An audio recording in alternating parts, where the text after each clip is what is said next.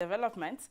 In a bid to intensify the drive on the registration of Huduma number countrywide, Tourism Cabinet Secretary Najib Balala today led members of his staff at the Kenya Wildlife Service in the NIMS number registration, where at least 400 persons complied.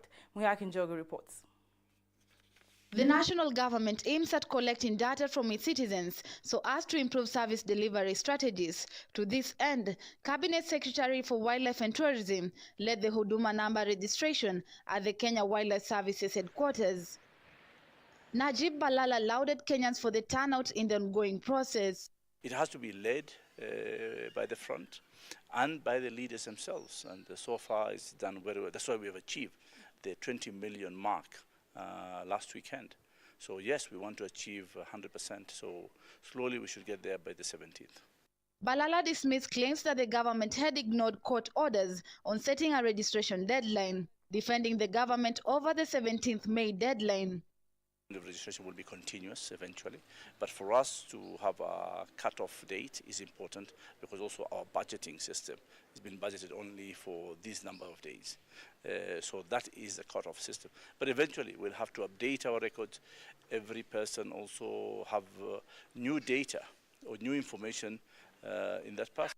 Paul Gadhitu, KWS spokesman, shed light on reasons as to why Kenyans are not getting the NIMS number on the spot upon registration. The process, as we have now come to understand it, is you're not going to get the number on the spot because they need to go and cross-reference and just check that those details that you've given are agreeing, because there are details that are picked from so many different documents that we already possess.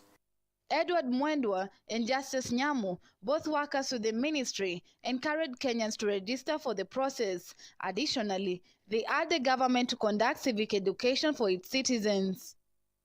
Huduma number registration is now underway in all parts of the country, and different leaders have come together to express their goodwill and support for this system.